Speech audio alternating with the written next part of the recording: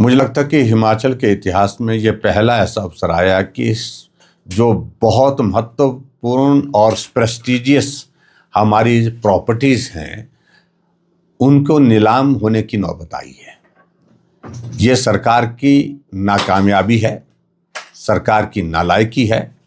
70 वकीलों की फौज खड़ी की है। यहाँ पर एडवोकेट जनरल से लेकर के एडिशनल डेप्टी, लेकिन उसके बावजूद सरकार को वो डिफेंड करने की स्थिति में नहीं है, क्योंकि हाजिरी लगाते हैं लेकिन कभी भी वो जाकर के वहाँ पर गंभीरता से सरकार के पक्ष को रखने की जो बात आती है उसमें वो सफल नहीं हो पाते। और हिमाचल प्रदेश में ये स्थिति बन गई है कि फजीहत के बाद लगातार फजीहत होती जा रही है, लगातार ये फजीहत का क्रम होता जा रहा है।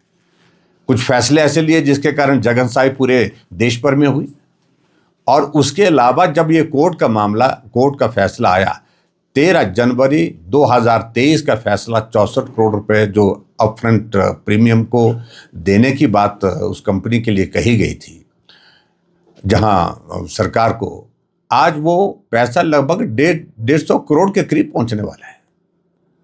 और सबसे बड़ी पीड़ा का विषय है कि हिमाचल प्रदेशियों का अगर कोई पहचान अगर दिल्ली में है, वो हिमाचल भवन है जो मंडी हाउस में स्थित है। कोई भी हिमाचल वासी वहां जाता है, गर्व के साथ जाता है, अपना परिवार घर समझ करके जाता है, और वहां उसी को ही अगर नीलाम कर दिया तो इससे बड़ा दुर्भाग्य और कोई हो नहीं सकता है। और आने वाले समय में इसी तरह के सरकार का ये दौर रहा तो मुझे लगता है कि कहीं सचिवालय को भी अटैच ना कर दे, कहीं विधानसभा को भी अटैच ना कर दे। ये स्थिति हिमाचल प्रदेश की आज की तारीख में बनी है। प्राथमिकता नहीं, एक तरफ से सीपीएस की कुर्सी बचाने के लिए, उसके लिए तो वकील जहाज में भी आए दिल्ली से, उसके लिए तो वकील दिल्ली से आए जो जिन पर करोड़ों रुपए खर्च कर दिया गया।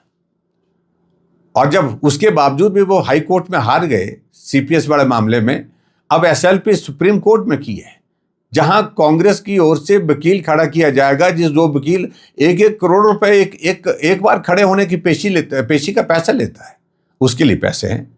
लेकिन हिमाचल प्रदेश में जो है इस प्रकार के जो महत्वपूर्ण कोर्ट के फैसले आए हैं, उनको सॉल्यूशन, उनका समाधान निकालने के लिए सरकार के पास जो ना तो समय है, ना उस तरफ गंभीरता है, ना वो प्राथमिकता है। आखिरकार इस फैसले से सारा हिमाचल का नागरिक जो है आहत हुआ है, और इस फैसले की वजह से जो है, क्योंकि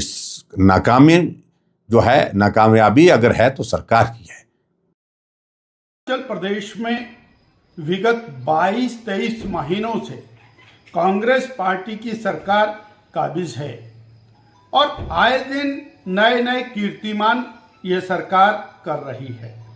माननीय उच्च न्यायालय ने हिमाचल प्रदेश की सरकार की कार्यशैली के ऊपर एक बहुत बड़ा प्रश्नवाचक चिन्ह लगाते हुए दिल्ली में स्थित हिमाचल भवन को और उसकी प्रॉपर्टी को अटैच करने के निर्देश दिए हैं।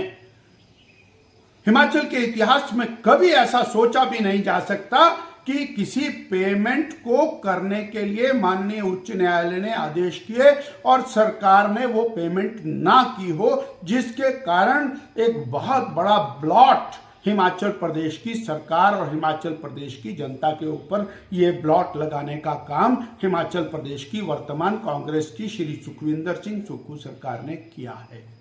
ऐसे में ये सवालात खड़े होते हैं कि सरकार आए दिन जो फैसले लेती है वो जनहित से परे हट कर लेती है। सत्ता में आने के बाद वर्तमान सरकार ने 1500 संस्थान बंद करने का बहुत बड़ा कीर्तिमान स्थापित किया, और किस प्रकार से लोगों को आज कष्ट के बीच में से गुजरना पड़ता है। कहीं स्कूल बंद हो गया, कहीं कॉलेज बंद हो गया, कहीं प्राइमरी हेल्थ सेंटर बंद हो, मरीजों के इलाज के लिए हिम केयर योजना चल रही थी, वो बंद हो गई। कितने हजार मरीज इस समय कष्ट झेल रहे हैं मालूम नहीं। इस सरकार को यह पता नहीं चलता है कि कब क्या निर्णय हो जाता है। कभी समोसे की इंक्वायरी हो जाती है, पूरे देश भर में फजीहत हो जाती है, कभी और घरों में प्रत्येक टॉयलेट के ऊपर टैक्स लगाने का निर्देश जारी हो जाता है। अर्थात ये कहा जा सकता है ये 2 साल की जो वर्तमान कांग्रेस की सरकार है ये पूरी तरह से फेलियर गवर्नमेंट है, जिसने हिमाचल प्रदेश की जनमानस को अनेक अनेक प्रकार के कष्ट दिए, अनेक अनेक प्रकार के नुकसान पहुंचाए, हिमाचल प्रदेश की आर्थिकी को पूरी तरह से तहस नहस किया और हिमाचल प्रदेश के ऊपर अनेक प्रकार के और दाग लगाने का काम वर्तमान सरकार ने किया है। जो माननीय उच्च न्यायालय का फैसला है वो हिमाचल प्रदेश और वर्तमान सरकार के ऊपर एक काला दाग इस प्रकार का प्रतीत होता है। दिल्ली के हिमाचल भवन को अटैच करने की बात की है एक हाइड्रो पावर कंपनी के केस में, जो अपफ्रंट मनी जमा ना किया जाने के बारे में। नहीं, मैंने अभी हाई कोर्ट का जो आदेश है उसको मैंने पढ़ा नहीं है।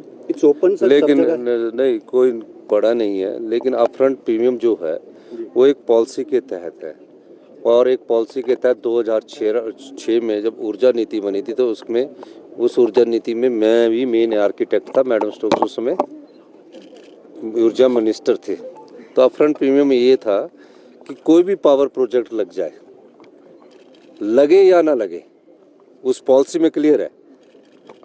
हमने अब एक रिजर्व प्राइस पर मेगावाट जैसे 10 लाख रिजर्व प्राइस रखा था, उस पर उन कंपनियों ने बोली थी।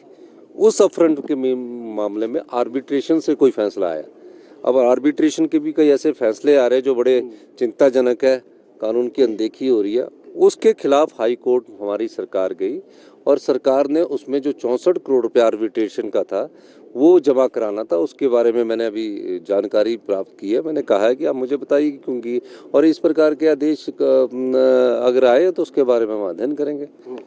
सर, हर्ष मार्शल ये कह रहे हैं कि आपकी सरकार कभी भी गिरा देंगे। मगेरी लाल के हसीन सपने हैं।